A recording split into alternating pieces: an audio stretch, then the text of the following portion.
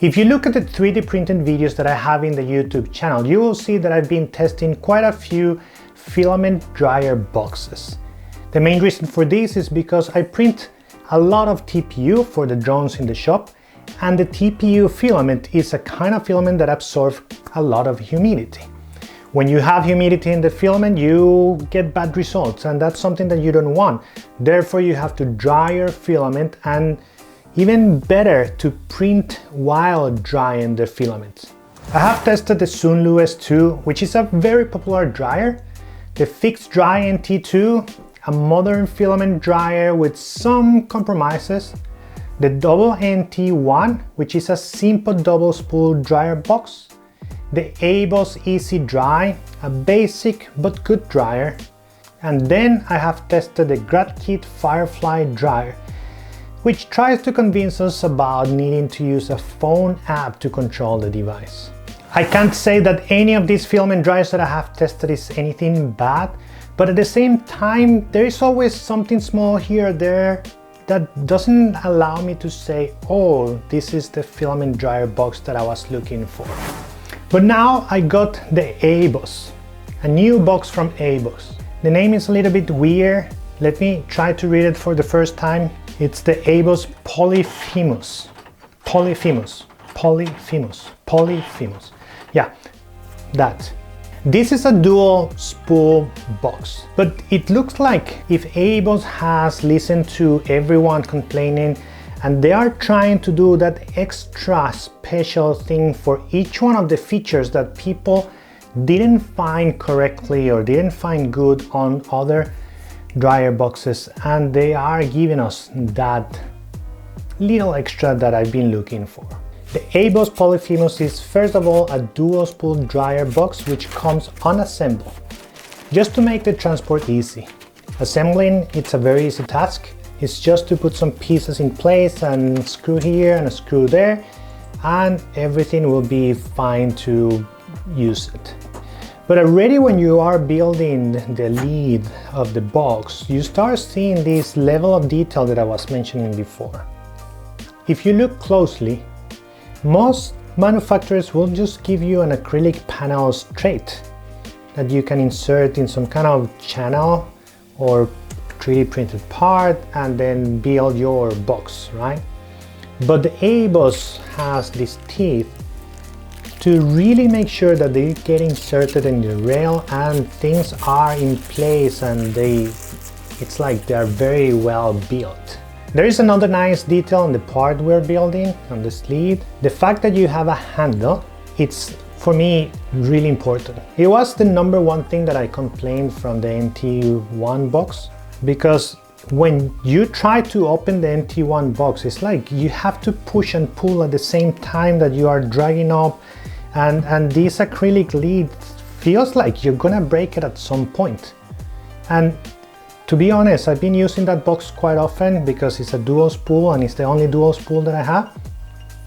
And every time that I'm opening to insert the filament, it's a fight that I have with the box. So I'm very happy that the EIBOS has a lid and it has a handle that allows me to open and close this lid pretty easily.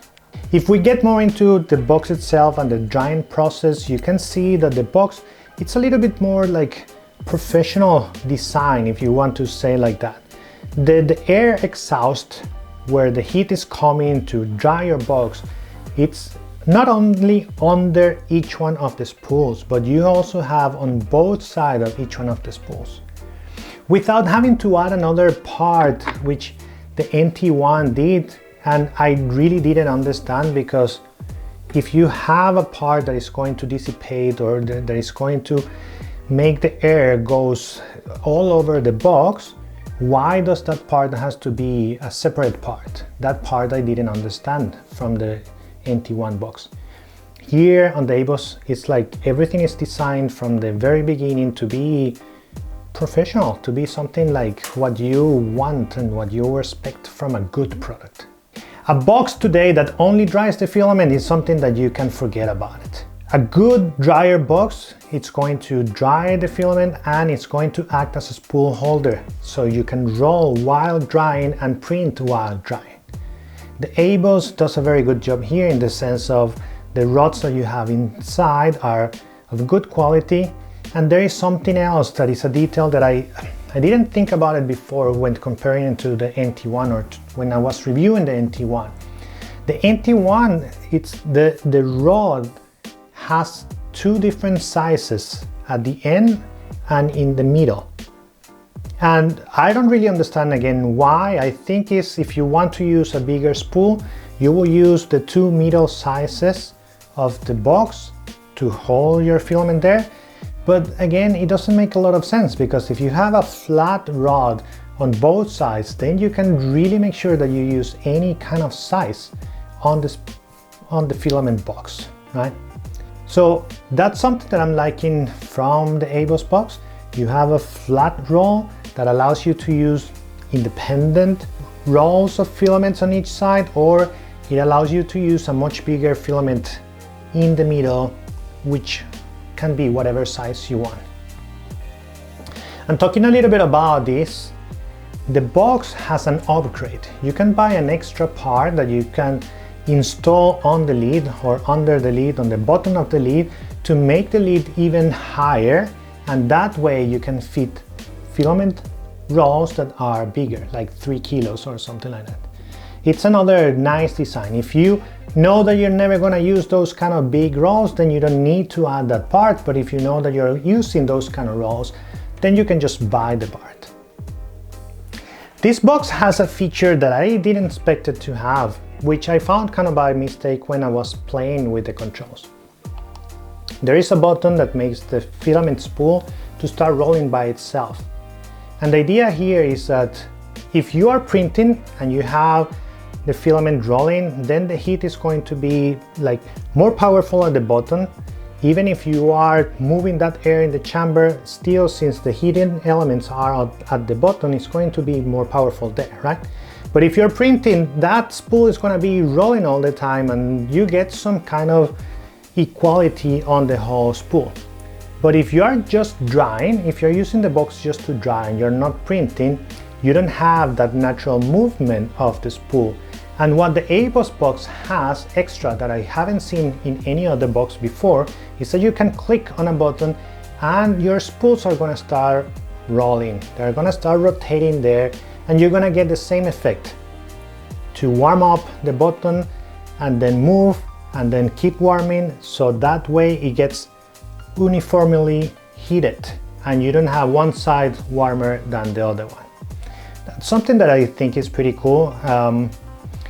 Do you really need this feature? Most probably not, but it's something that you see again, the detail, the attention to the details that EIBOS is giving to this box. There is also something else. When you are drying that filament without printing, and let's say that you finish a job, you don't want to keep drying it, actively drying it, but you want the filament inside the box to keep to certain level of humidity because you might be printing the next day or something like that. You can leave the box in a mode that is not actively heating the whole time, but you can set what's the humidity level that you want, and when the box senses that it's going above the threshold, then it's going to warm up a little bit the filament spool, and it's going to try to keep it at that level that you are saying. This is something else, you know, that I think is pretty interesting because, again, I print a lot in TPU. I might not be printing every day with that. And if I leave it there, I want it to be ready, so when I get an order, I just click the button and I start printing. This way, if I leave the filament in this box and I set 10%, 13% or whatever on the humidity side, I'm sure that whenever the order goes in, I don't have to spend 4 hours or 3 hours drying the filament before I can satisfy or I can get that order done. Moving along, there is one point that I've been talking about in every review that I do, and it's the exit points for the filament. For me, this is very important, even though I think it's not super important for a lot of people. There was one box that I reviewed that only had one exit point, and it was kind of like pointing in the wrong direction. And that for me was a turnoff, a big turnoff, because when I'm printing with some filament that is a bit hard to print, you want to avoid any kind of resistance because of the friction that the filament can have trying to exit. So if you have a hard angle on that exit point, that's not gonna work, or it's gonna make the printer work harder, and that's not nice. Having many exit points is something that I think it's required these days. Why not? It's a hole, right? Like how difficult can it be to add extra holes? And the NT1 again did very good job here, because I think it has like 9 exit points or something like that, which is great. You can select, if you're using 2 spools, you can select even in different directions if you're printing on 2 printers at the same time, for example. That's great.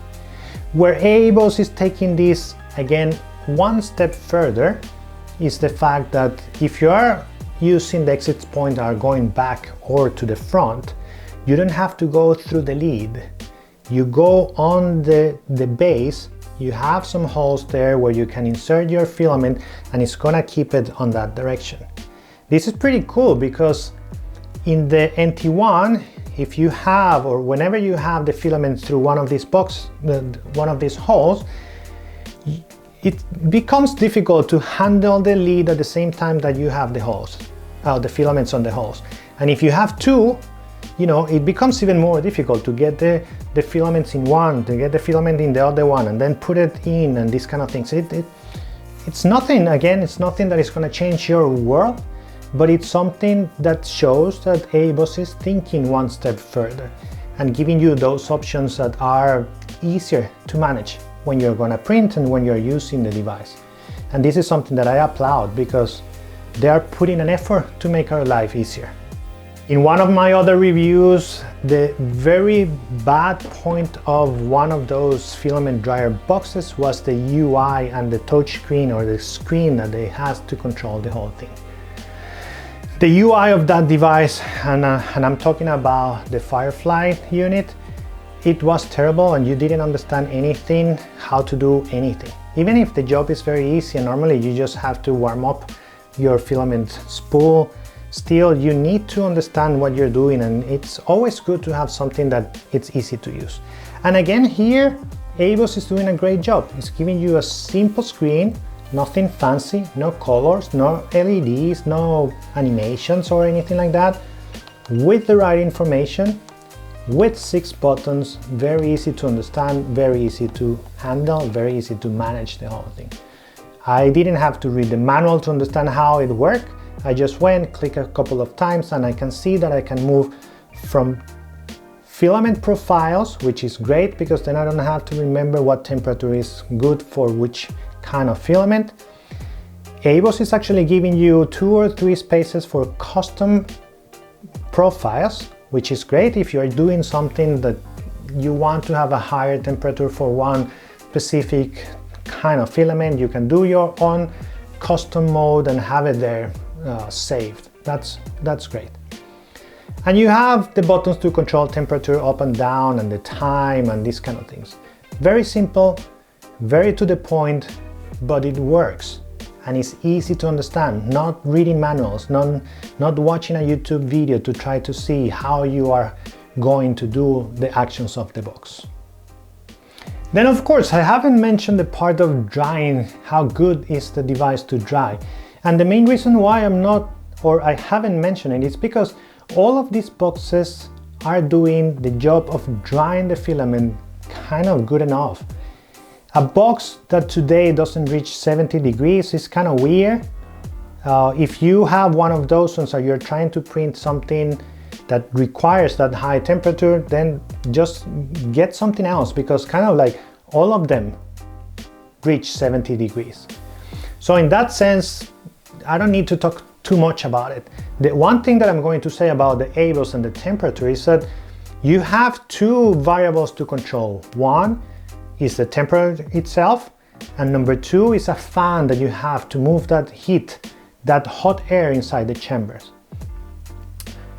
You can control, I think it's 3 or 4 different speeds of the fan, and then for example, if you are trying to reach the highest temperature, that's 70 degrees, you're gonna put that fan in the highest and the temperature in the highest, and that way you are sure that the job it's gonna get done. 2 last small details that I wanna mention. Number 1 is that the PCU, the power supply, is inside the box, and you just connect the cable that it's for your country on the back, and you have it ready. Why I'm mentioning this is because I've seen some reviewers saying that it's annoying to have the PCU outside because it clutters your space, or the other one saying that they had the PCU inside but the cable was all the time connected to the box and they couldn't replace it with something else. Like, again, nothing that is going to change your world, but it's good. The decisions that EIBOS took here of having the PCU inside and the cable to be removable are the things that some other people are marking. And I think again that EIBOS is listening and giving us what we want. Number 2 is that you can see very easily the air intakes, and EIBOS positioned it in a way that it's going to be easy for the unit to get that air that needs to move inside the chamber. The design is clean, it's beautiful, it looks nice, and it's doing the job very clearly. Of course, nothing is perfect in life, and I found 3 small things on this box that I didn't really like completely. Number 1 is the fact that when you close the lid, there is some game there in the lid. There is some wibbling going there. I don't think this is going to affect the printing, or sorry, the drying process. I have been printing with this for a while and I don't see a difference. I see the temperature that is inside is good enough to dry my filaments. I see that the humidity that I'm targeting is reached. So I don't think the fact that the lid is not closing perfectly, it's actually bothering the process itself. But it does bother me a little bit to see that wobbling there that I don't like that much. The second one is that even if I praise the lid because it has a handle, I found the handle to be of a bit bad quality. It feels a little bit cheap. And to be honest, I think I'm just gonna find one on the internet and print it in ASA or something like that I can do, and I can adapt something to this EIBOS box and have it on a way that I find it to be better.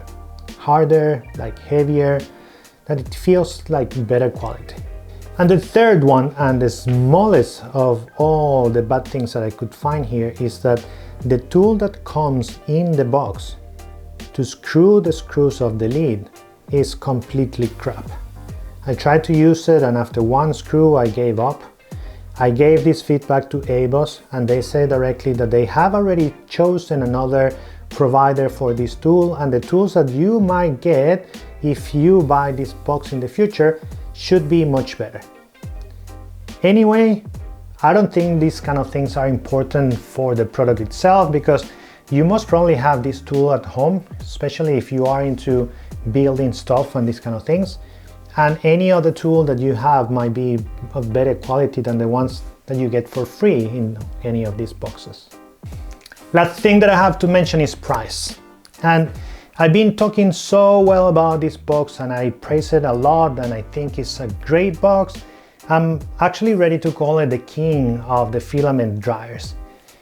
But the price is as big as the qualities of the box, because this box cost around $149 on their website, compared to, for example, the NT1, which is also a dual spool box, which is $79, I believe.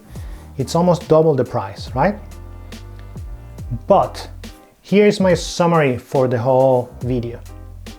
If you have the money to invest and you want to buy one filament dryer that is going to help you, even if you have 2 printers, this is the box to have, because it has all the small details that is going to make your life easier and it's going to make your printer experience much better. If you are on the budget and you don't have the money to invest on this box, most probably any of the other boxes are going to be good enough, because They're doing their main job, drying the filament correctly, most of them. I haven't seen one failing unless you go very back in time and you check one of the first boxes that I reviewed. But you might be able to live with the shortcomings of the boxes that I reviewed before because they don't affect your workflow. So if, for example, you are only printing with one spool and they are not very thick, then the fixed dry box can be the one that you're looking for. Good price, very good quality, very good features. If you, by any reason, need a remote interface and you need the app on your phone to control your device, then you have the other one, the Firefly, right? But you can see there are different versions, there are different features, there are different prices. But if you have the money, this, I'm not gonna say the name because I never remember the name, this EIBOS box, it's the one to get. I hope this video was something interesting for you. If you like it, please give us a thumbs up. That's the way that you can help the channel. And thank you for watching. See you soon.